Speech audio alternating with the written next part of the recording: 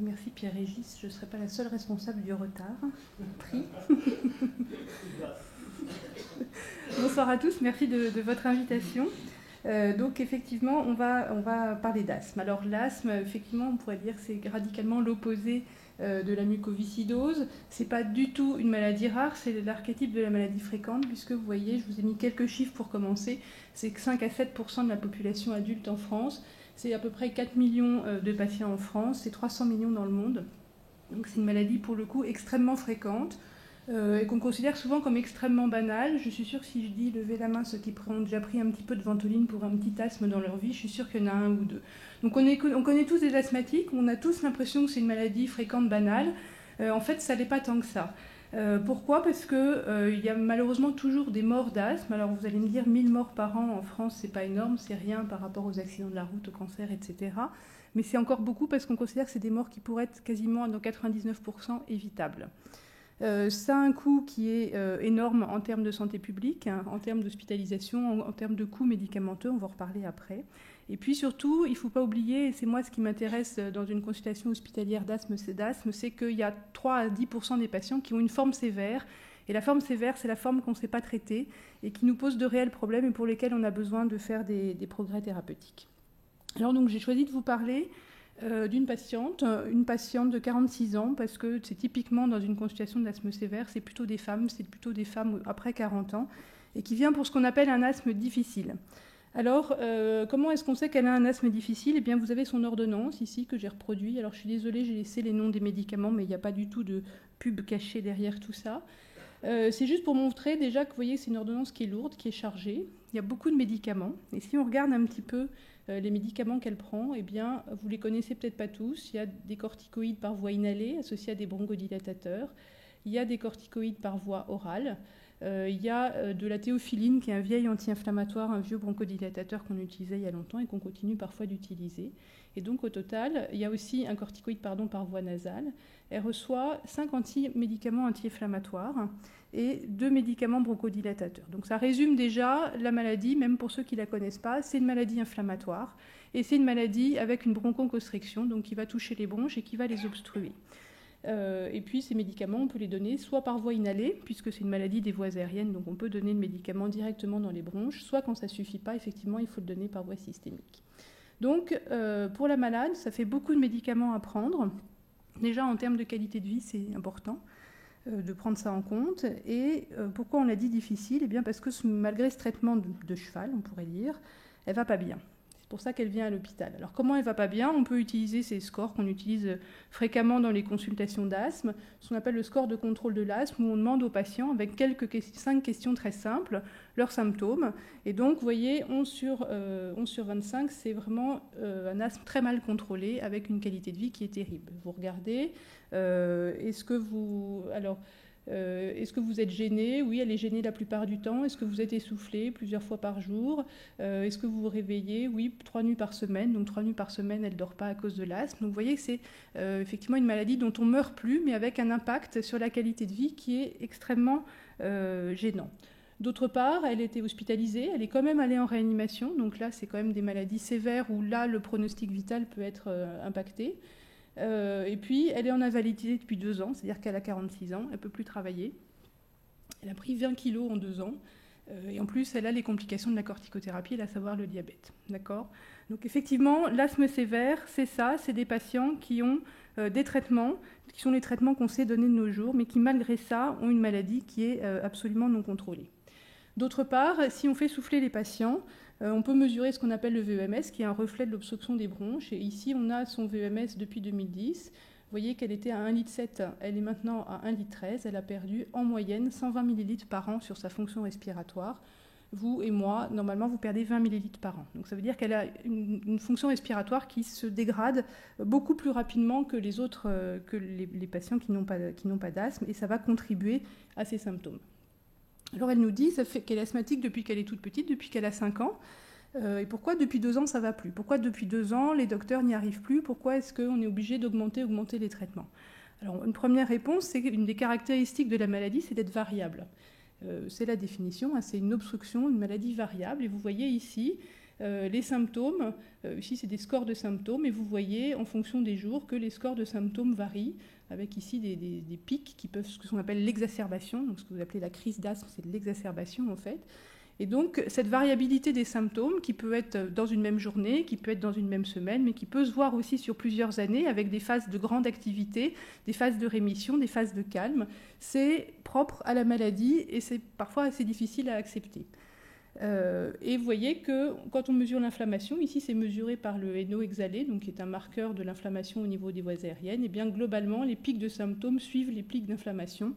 Et donc vous avez ici résumé les caractéristiques de la maladie, une maladie variable, une maladie obstructive, une maladie inflammatoire avec des symptômes respiratoires qui sont variables. Alors on peut lui dire ça va mal parce que c'est le propre de la maladie, c'est pas très satisfaisant. Alors on peut essayer de chercher d'autres choses. Qu'est-ce qui fait que depuis 2 ans, sa maladie va moins bien? Donc dans une consultation d'asthme, on fait des bilans un peu lourds pour essayer de trouver des choses sur lesquelles on peut avoir un impact clinique. Alors les choses sur lesquelles on peut avoir un impact, éventuellement, c'est les faire arrêter de fumer. On sait que le tabac, ça aggrave l'asthme, ça aggrave l'inflammation, et en plus, ça inactive les traitements anti-inflammatoires. On sait que les hormones sexuelles ont une influence sur la réactivité bronchique, sur l'inflammation, et donc quand l'asthme s'aggrave au moment de la ménopause, on peut discuter parfois des traitements substitutifs. Donc on prend en compte ces questions-là. On sait que l'obésité et le surpoids sont des éléments très importants qui contribuent beaucoup au mauvais contrôle de l'asthme. Il y a beaucoup de recherches actuellement sur les relations entre obésité et asthme. Et donc on essaie de prendre en charge ce surpoids parce qu'on sait que ça contribue au mauvais contrôle. Et donc elle, avec ses 20 kilos en trop, ça fait partie de la prise en charge. Essayer de la faire maigrir, on sait que ça peut essayer de l'améliorer. La dépression, elle a toutes les raisons d'être déprimée. Et on sait que la dépression, ça modifie également la perception de l'asthme, et peut-être que ça pourrait aggraver aussi. Donc le retentissement psychologique, il faut l'évaluer. Et puis, je vous ai mis ici un scanner de sinus. Ces patients ont souvent une atteinte ORL. On considère que c'est la même maladie, que c'est un continuum, les fosses nasales et les voies aériennes, et que l'atteinte ORL, il faut la traiter au même titre que l'atteinte bronchique parce que ça contribue au mauvais contrôle. Donc ça, c'est des choses qu'on peut faire quand on est clinicien. Il y a des choses sur lesquelles on a plus de mal à agir. On sait que la pollution, l'air ambiant, que ce soit la pollution à l'extérieur, mais aussi la pollution intérieure, sont des éléments qui jouent. Ce n'est pas toujours facile à contrôler. On sait que les infections virales, la grippe, mais tous les autres virus, comme dans la mucoviscidose, sont des éléments qui vont aggraver l'asthme et qu'on va essayer de prévenir quand c'est faisable. Et puis, je vous ai mis ici des petits pollens. L'allergie, qui on retrouve pas chez tous les patients sévères, hein, c'est à peu près juste 60% des patients sévères qui sont allergiques. Mais quand il y a de l'allergie, on peut essayer d'agir dessus. Donc, pourquoi ça va mal? On peut parfois trouver une raison. Eh bien, elle a pris 20 kilos, c'est la ménopause. On peut faire quelque chose, mais parfois, on ne peut rien faire et on ne trouve pas de choses à faire. Et c'est assez déplaisant pour un médecin quand on dit « je n'ai rien à vous proposer ». Alors, pourquoi son traitement ne marche pas? Alors, pourquoi est-ce que ça ne marche pas? Si je savais, je ne serais pas ici. Mais il faut essayer, pour discuter, de revenir un peu à la physiopathologie, donc qui est une physiopathologie extrêmement simplifiée de l'asthme que je vous ai faite ici. Tout d'abord, il faut remarquer que c'est un cercle. Quand c'est un cercle, ce qui est ennuyeux, c'est qu'on ne sait pas où ça commence et on ne sait pas où ça se termine. Et donc il y a un problème dans l'asthme, on ne sait pas pourquoi ça commence un jour et on ne sait pas où est-ce qu'on peut s'arrêter. Autrement dit, on ne sait pas guérir les patients, on sait contrôler les choses, mais on ne sait pas encore les guérir. Donc, on peut essayer de commencer par le haut, l'environnement. On sait que ça joue, on sait qu'effectivement, il y a des susceptibilités génétiques et que parfois, sous l'effet d'un environnement favorable, la maladie va commencer à s'exprimer. On sait que c'est également une maladie inflammatoire, je vous en ai déjà parlé, et que historiquement, c'était une maladie qu'on appelait une maladie Th2 avec des lymphocytes, des éosinophiles, et puis le triumvirate de l'asthme sévère, IL-13, IL-4 et IL-5, qui sont actuellement les cibles thérapeutiques principales. Donc cette inflammation est responsable des symptômes parce que ça va agir sur la contractilité du muscle, mais ça va agir aussi sur le remodelage et ça va modifier la structure de la bronche. C'est important le remodelage parce que ces structures modifiées vont faire en sorte que la sécrétion des facteurs de croissance des cytokines par les cellules de structure va être également modifiée et que les cellules de structure vont être capables, elles aussi, de recruter les cellules inflammatoires et contribuer à cette boucle infernale qui ne s'arrête jamais, des cellules qui continuent d'être recrutées dans les bronches et l'inflammation qui ne peut pas s'arrêter. Donc ça, c'était historiquement. Et puis, sur les 10 dernières années, on s'est rendu compte que dans l'inflammation, il y a certainement même beaucoup d'autres cellules inflammatoires sur lesquelles on s'est peu intéressé jusque-là. les macrophages, les neutrophiles, les cellules NK, les cellules Th17, les Treg, etc., qui sont également impliqués dans la physiopathologie de l'asthme. Donc je vous parlais de remodelage. Alors pourquoi est-ce que le traitement ne marche pas ? Eh bien parce qu'on imagine que quand on est arrivé à ce stade de remodelage de la bronche, donc vous n'êtes peut-être pas familier avec les bronches, mais ici c'est une bronche normale, et vu de loin, c'est facile de voir que la première chose, c'est que cette bronche est obstruée par du mucus, et que la sécrétion de mucus, c'est une des caractéristiques propres de l'asthme qui va contribuer à l'obstruction et aux symptômes respiratoires. Puis vous voyez que cette bronche qui était ici très très fine, eh bien, elle est effectivement extrêmement épaisse, extrêmement remodelée, et progressivement les bronches vont s'obstruer, en fait, vont se réduire de calibre sous l'effet du remodelage et de la sécrétion de mucus. Donc on comprend les symptômes, et ce qu'on ne sait pas très bien, ce qu'on a imaginé pendant très longtemps, c'est que ces lésions-là étaient irréversibles et que les traitements qu'on donnait n'étaient pas capables justement de jouer sur cette part de remodelage. Maintenant, on a quelques données qui nous laissent penser que peut-être que ce n'est pas si irréversible que ça et que peut-être qu'un jour, on pourrait faire revenir les bronches en arrière et revenir à des bronches plus normales. Mais c'est en tout cas une des explications que les traitements anti-inflammatoires, effectivement, n'agissent pas sur le remodelage. On ne sait pas très bien non plus s'ils le préviennent. Alors, pourquoi est-ce que les traitements ne fonctionnent pas très bien ? Eh bien, parce qu'en fait, ce qu'on donne actuellement, vous avez vu que c'est basé essentiellement sur les anti-inflammatoires et sur les corticoïdes. Eh bien, quand on donne des corticoïdes, on tape essentiellement sur la voie TH2 et qu'on n'est probablement pas très actif sur ces autres cellules inflammatoires dont on est en train d'essayer de comprendre mieux le rôle et l'implication dans l'asthme. Et puis, vous l'avez vu, sur le remodelage, actuellement, on n'a pas de traitement dédié spécifiquement à traiter les modifications structurelles des fibroblastes, du muscle lisse ou de l'épithélium bronchique. Alors, on a quand même des choses à proposer, heureusement, et il y a une recherche industrielle qui est extrêmement active dans l'asthme sévère, et c'est ça qui sauve la vie un peu des patients. C'est qu'il y a actuellement, depuis une dizaine d'années, beaucoup de biothérapies qui sont développées dans l'asthme. Vous voyez que ces biothérapies, donc je pense que la diapo est à peu près à jour, vous avez à peu près la liste des molécules qui sont en cours de développement, mais les principales, elles vont cibler l'interleukine 4, l'interleukine 16, l'interleukine 5, donc la voie TH2. Donc clairement, les nouveaux traitements vont cibler cette voie de l'inflammation et vont donc s'adresser aux patients qui ont des voies TH2 particulièrement activées, ce qui n'est probablement pas le cas de tous les patients. Donc on a beaucoup de biothérapies à l'essai. Il y en a une ici qu'il faut citer, qui est le mépolizumab, donc un anticorps anti-IL5, qui va arriver sur le marché probablement dans les 6 mois, et donc qui va être la deuxième biothérapie qu'on va avoir comme outil pour pouvoir traiter nos patients. La première biothérapie qu'on a, c'est un anticorps monoclonal anti-IgE, qui bloque la fixation des IgE sur le récepteur et qui est actif dans l'asthme sévère, avec une allergie, ce qui n'est pas, encore une fois, le cas de tous les patients. Donc vous voyez, c'est très, pour un clinicien, très satisfaisant de voir que la recherche avance et que ça avance tellement que les médicaments arrivent sur le marché.